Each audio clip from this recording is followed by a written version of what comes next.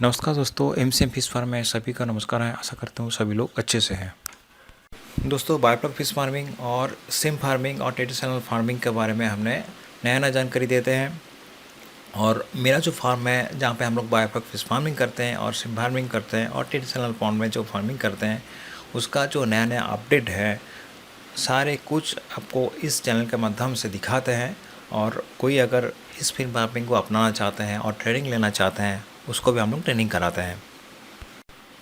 और दोस्तों, आप लोग जानते हैं लास्ट 4 साल से हमने बायोफ्लॉक फिश फार्मिंग कर रहे हैं और अलग अलग टाइप का मछली को हमने फार्मिंग किया, जैसे पावदा, शिंगी, मांगुर, सोरपुटी, तेलापिया, कोई जैसे जिसको आप एनामस बोलते हैं, टेंगरा जैसे नोना टेंगरा हो गया हम लोग का बंगाल में जिसको बोलते हैं।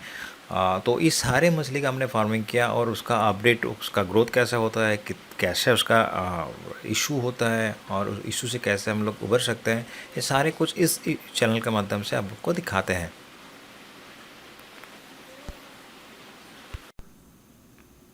दोस्तों, आप लोग जानते हैं बायोफ्लॉक का जो प्रोजेक्ट है, इस प्रोजेक्ट के लिए सेंट्रल गवर्नमेंट और state government, maximum state government, हम सारे स्टेट गवर्नमेंट का बात नहीं बोल रहे, बट मैक्सिमम स्टेट गवर्नमेंट एक सब्सिडी स्कीम चालू किया।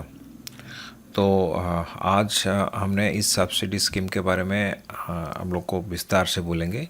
हम पहले भी एक वीडियो में बोला था जब चालू हुआ था वेस्ट बंगाल में, बट आज उसको कैसे मतलब अगर अपने अप्लाई करेंगे तो कैसे अप्लाई करेंगे और मिलेगा तो उसका प्रोसीड्यूर क्या होगा, एक के बाद एक हम सारे डिटेल्स बोलेंगे। क्योंकि मेरा जो डिस्ट्रिक्ट में 3 लास्ट टाइम जो स्कीम चालू हुआ था, मतलब 3 आदमी को मिला था लास्ट ईयर में, तो हम भी उसको हैंडलिंग कर रहे थे।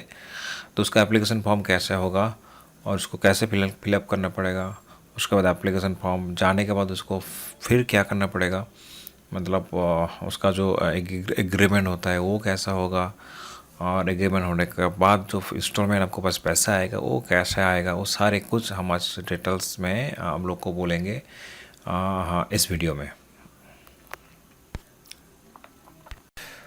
दोस्तों, हम हमारा सरकार ने बायोफ्लॉक के लिए बहुत ही एक अच्छा स्कीम चालू किया।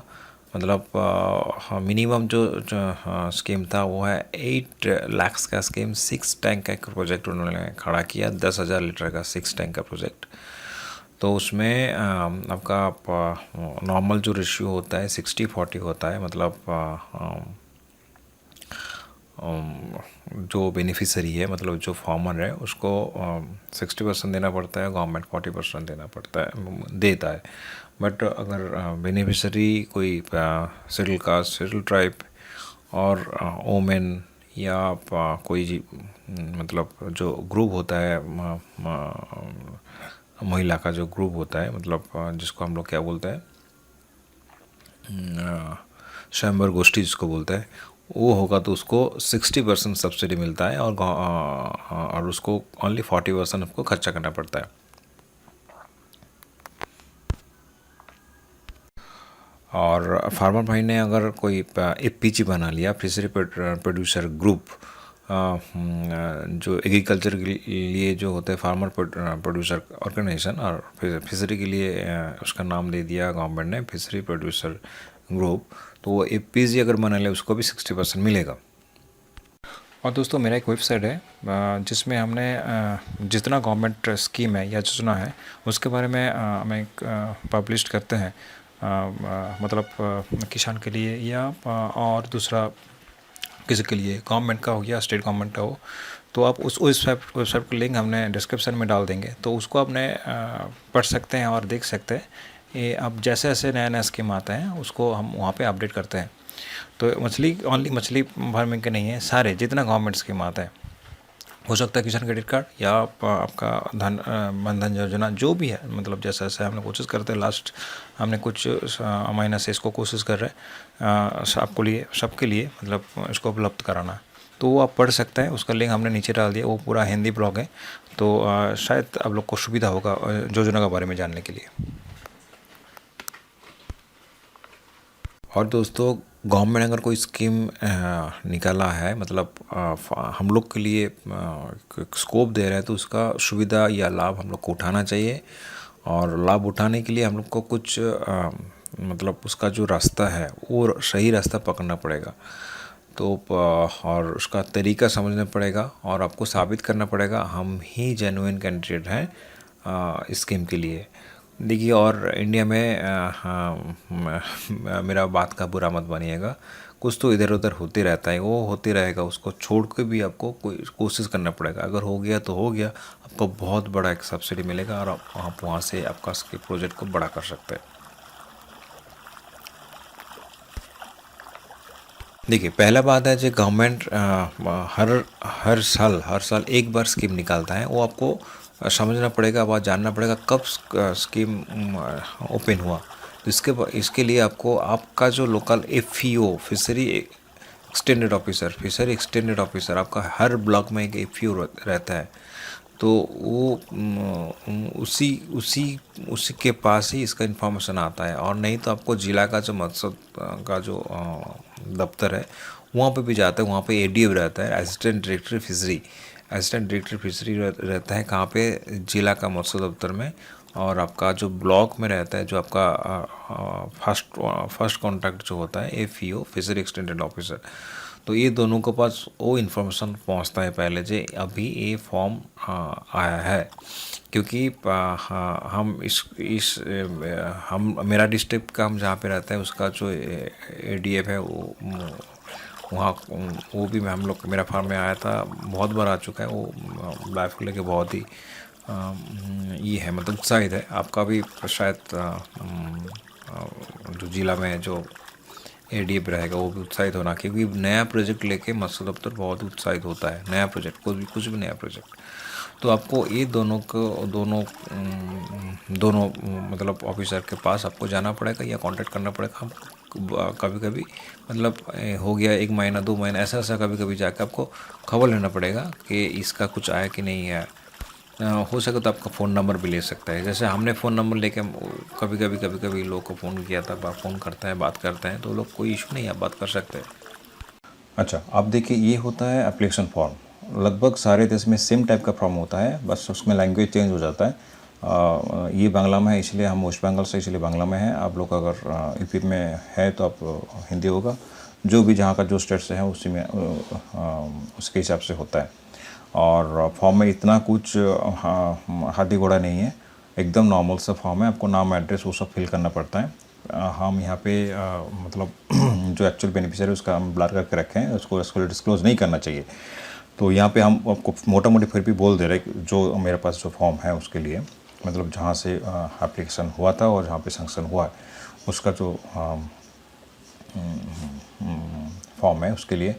तो यहाँ पे पहले लिखा है, एड्रेस दिया है, मतलब जिसको हमने एप्लीकेशन कर रहे हैं, मतलब यहाँ पे असिस्टेंट डायरेक्टर फिशरी जिला का उसी का एड्रेस दिया हुआ है। और सब्जेक्ट में लिखा है बायोफ्लॉक फिश फार्मिंग के लिए ऋण या मतलब बैंक लोन या आपका खुद का पैसा और जो सरकारी जो गवर्नमेंट का जो स्कीम या सब्सिडी उसके लिए जो आवेदन, यह सब्जेक्ट में है। उसके बाद जो मेन जो डिस्क्रिप्शन होता है, सर आपका जो स्टेट है, अगर ऐसा माना जाए जब वेस्ट बंगाल गवर्नमेंट का जो बायोफ्लॉक फिश फार्मिंग के लिए बायोफ्लॉक फिश फार्मिंग के लिए बैंक या खुद का पैसा और सरकारी का जो सब्सिडी है उसके पावर मतलब लेने के लिए हमने आपको रिक्वेस्ट कर रहे हैं और एप्लीकेशन कर रहे हैं। और नीचे मेरा सारे डिटेल्स है, यही फॉर्म का मेन मोटो है, सब्जेक्ट लिखा हुआ है। उसके बाद नाम और पिता और हस्बैंड का नाम, अगर लेडी होगा तो ऐसा होगा, हस्बैंड का नाम होगा, और जेंट्स होगा तो पिता का नाम होगा। उसके बाद उसका पता मतलब एड्रेस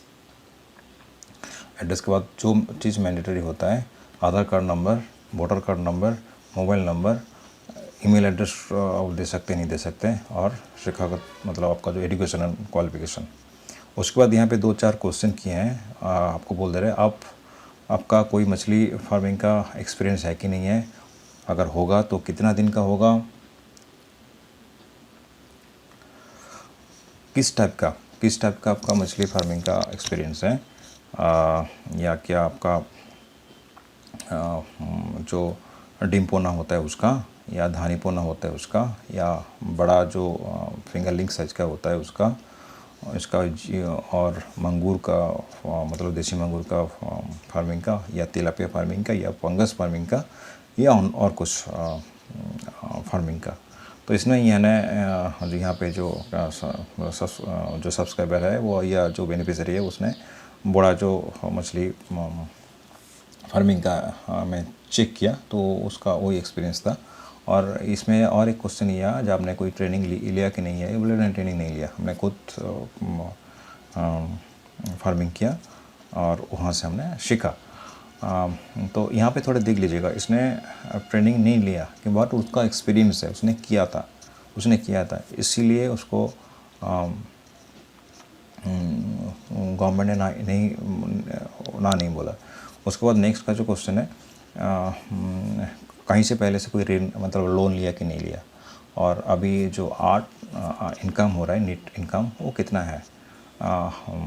तो वो थोड़ा आप देख लीजिएगा, थोड़ा कम करेंगे तो अच्छा होगा, क्योंकि अगर कम करेंगे तो गवर्नमेंट को बहुत ज़्यादा दिखा देंगे, आपको 10 लाख इनकम है मछली से, तो आपका क्या ऋण का क्या मतलब लोन का क्या फ़ायदा, वो तो नहीं है। तो ये मोटा मोटी फॉर्म है, और फॉर्म में कुछ नहीं है, और लास्ट में आपको साइन करना पड़ता है, और अभी वो इसके साथ बाकी डिटेल्स जो देना पड़ता है वो हम बोल दे रहे हैं, बाकी डिटेल्स। तो ये नॉर्मली जो फॉर्म का डिटेल्स मतलब फॉर्म में जो फिल करना पड़ेगा वही है। अच्छा, अभी बोलते हैं फॉर्म का सेकंड पेज में जो आपको डिटेल्स उसको देना पड़ेगा, मतलब 2 पेज का फॉर्म होता है। ये है पहले उसको आपका ज़मीन जहाँ पे आप फार्मिंग करेंगे उसका पूरा डिटेल्स, मतलब कौन सा मौजा है, कौन सा आपका जेल नंबर क्या है, खतियान नंबर क्या है, दाग नंबर है कौन सा, और ज़मीन का एरिया मतलब उसका लेंथ एंड विड्थ जो होता है उसका, और टोटल कितना स्क्वायर मीटर, मीटर में अगर देंगे तो अच्छा होता, तो कितना स्क्वायर मीटर का है ये आपको डालना पड़ेगा। आप हिसाब करके रखिएगा, नॉर्मली 400-500 स्क्वायर मीटर से नीचे कम दीजिएगा, क्योंकि इसमें से अच्छा रहता है, क्योंकि आपका प्रोजेक्ट होगा 6 टैंक का, तो उसके हिसाब से आप टोटल कैलकुलेट कर लीजिए, थोड़ा एक्स्ट्रा स्पेस रखिएगा, क्योंकि मछली का जो जब आप बेचेंगे उसके लिए, और जब बच्चा भी छोड़ेंगे और कुछ जगह तो एक्स्ट्रा चाहिए उसके लिए, टोटल एरिया ऐसा करके दीजिएगा। यहाँ पे 400 वर्ग मीटर मतलब 400 स्क्वायर मीटर यहाँ पे दिया गया है। उसके बाद जो नेक्स्ट जो आपका क्वेश्चन था, जो जहाँ पे हमने टैंक बनाएंगे वहाँ पे इलेक्ट्रिसिटी है कि नहीं है, कि ये बहुत ही वाइटल पॉइंट है। ये अगर ना कर देंगे ना तो मुश्किल हो जाएगा। तो हाँ जब तक नहीं होगा तब तक वो लोग सांसन नहीं करेगा, तो आपको हाँ करना पड़ेगा। और नेक्स्ट जो है एरिया, मतलब जाने आने के लिए रास्ता तो है, मतलब आप कोई ऐसा जगह में फार्म कर लिया जहाँ पे जाने आना बहुत मुश्किल है, तो वो एक्सपोर्ट मतलब और इंपोर्ट मतलब मछली लाएंगे कैसे, मछली बेचेंगे कैसे, वो बहुत मुश्किल है। ये सब थोड़ा हाँ करके रखिएगा, क्योंकि ये सब अगर सब कुछ आपको ठीक ठाक है, अगर ये सब अगर कभी स्क्रूटनी में आ गया तो मुश्किल हो जाता है। तो ये चीज़ आपको देखना पड़ेगा। उसके बाद जो नेक्स्ट क्वेश्चन था, आपका जो मछली होगा वो कहाँ पे बेचेंगे। यहाँ पे इन लोग इन्हें जो यहाँ का जो बेच रहे हैं इसने दिया जो लोकल एरिया वहाँ पे हम बेचेंगे, लोकल जो आपका मार्केट है वहाँ पे बेचेंगे, तो ठीक है, कोई इशू नहीं है। उसके बाद जो नॉर्मल जो ये होता है फॉर्मेट होता है, जो हमने जो सारे कुछ दिया है, सारे कुछ हाँ है, और सब कुछ अगर ऋण लेते हैं बैंक से वो भी ठीक ठाक परिशोध मतलब चुकता कर देंगे। जो नॉर्मल फॉर्म है वो लिखा हुआ है, इसमें आपको कुछ जानने का ज़रूरत नहीं है। और यहाँ पे एक बार साइन कर दीजिएगा, और साइन करने के बाद आपका जो लोकल आपका जो एफयू है, फिशरी एक्सटेंशन ऑफिसर, वहाँ से उसको वेरीफाई करना होगा, वो उसमें साइन करेगा, ठीक है ना। वहाँ पे साइन करेगा, होने से आपका फॉर्म फिल कंप्लीट हो चुका है। अब आपको या तो मिनिमम वन या तो एपीओ साहब को जो है उसके पास इसको डिपॉजिट कर दीजिएगा। डिपॉजिट करने के बाद वो वेरीफाई कर लेते हैं, वेरीफाई करने के बाद वहाँ पे डिपॉजिट हो जाता है। ये है फॉर्म का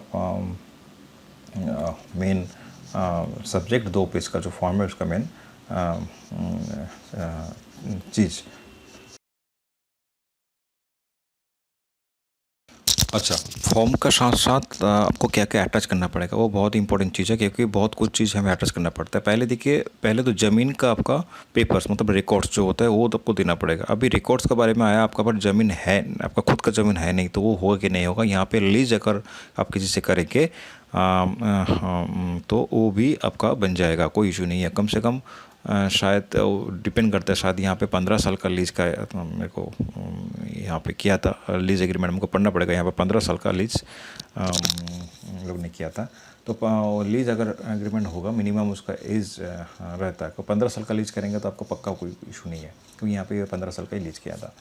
अच्छा, तो ये यहाँ पे हो गया लीज एग्रीमेंट और उसका साथ उस ज़मीन का रिकॉर्ड। उसके बाद आपको देना पड़ेगा जो कैंडिडेट मतलब बेनिफिशियरी का आधार कार्ड, वोटर कार्ड, बैंक का डॉक्यूमेंट्स, ये तीनों चीज़ आपको ऐड करना पड़ेगा। मतलब बैंक का डॉक्यूमेंट्स आपको जहाँ पे पैसा आएगा उसका खाते नंबर, जो फर्स्ट पासबुक का फर्स्ट पेज या चेक बुक का जेरोक्स कॉपी, कैंसिल चेक का जेरोक्स कॉपी, ये आपको वहाँ पे अटैच करना पड़ेगा।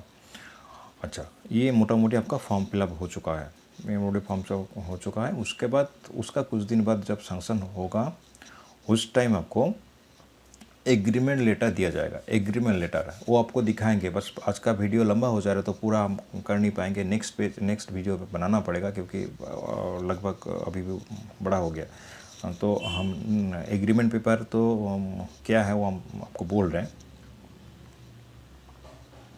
अच्छा, एग्रीमेंट पेपर दिखाने से आपको एक चीज़ आप सुन लीजिएगा।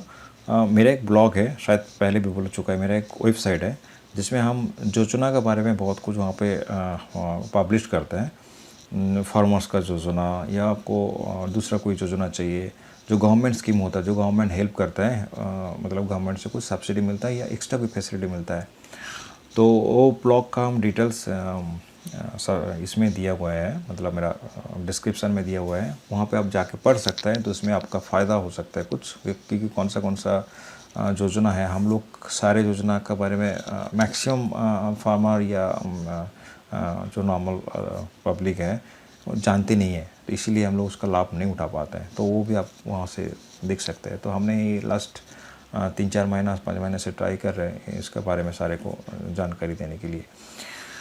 तो ये आप देख सकते हैं। अभी आपको बोलते हैं कौन सा एग्रीमेंट कैसा होता है। तो देखिए, अभी ये है एग्रीमेंट। एग्रीमेंट में बहुत कुछ लिखा रहता है, पूरा कितना पैसा मिलेगा आपको, कैसा मिलेगा, क्या क्या करना पड़ेगा, क्या चीज़ है, पूरा डिटेल्स रहना पड़ता है। तो एग्रीमेंट के बारे में हम लास्ट और एक वीडियो बनाएंगे, आज या कल भी पोस्ट कर देंगे। आज अगर पोस्ट करेंगे तो कल इसको पोस्ट कर देंगे, क्योंकि इसके बाद हम दूसरा बनाएंगे, उसका पोस्ट भी कर देंगे। आप लोग देखेंगे एक के बाद एक, आपको पूरा डिटेल्स कैसा कैसा उसका आइटम लगेगा, क्या चीज़ कैसा ट्रांजेक्शन होगा, सारा कुछ उसमें लिखा रहता है। और दोस्तों, मेरा ये कहना है कि एक डिस्ट्रिक्ट में 3, 4, 5, 7 इतना मैक्सिमम मिलेगा, उससे ज़्यादा प्रोजेक्ट नहीं लॉन्च होता है हर साल में। बट आप लोग को कोशिश करना चाहिए। अगर कोशिश नहीं करेंगे ना तो उसका लाभ नहीं उठा पाएंगे। कभी भी आपको घर के आके गवर्नमेंट आपको दे के नहीं जाएगा। तो थोड़ा कोशिश कीजिए, खबर लीजिए। अगर हो गया तो आप आपका प्रोजेक्ट को बड़ा कर सकते हैं। और प्रोजेक्ट मिलने के लिए हमने देखा, हम मेरा डिस्ट्रिक्ट में, मेरे आसपास का डिस्ट्रिक्ट में जो भी है, आपको पहले से फार्मिंग चालू करना चाहिए। आपको जानना चाहिए, सीखना चाहिए। सही से अगर फार्मिंग चालू किया हो रहा है तो आपका जो फिशरी ऑफिसर है, मतलब जो हमने बोला एफईओ है, आपका ब्लॉक को जो ऑफिस, उसको दिखाइए, सर मेरा ये फार्मिंग हम कर रहे हैं लास्ट इतना दिन से और ये सक्सेसफुली फार्मिंग हो रहा है और मेरे को आप हेल्प कीजिए, हम ये प्रोजेक्ट को बड़ा करना चाहते हैं। तो इसके लिए आपको कोई बड़ा बड़ा सर्टिफिकेट का कोई ज़रूरत नहीं है, क्योंकि हमने आपको फॉर्म में दिखाया भी है और हमने देखा भी है।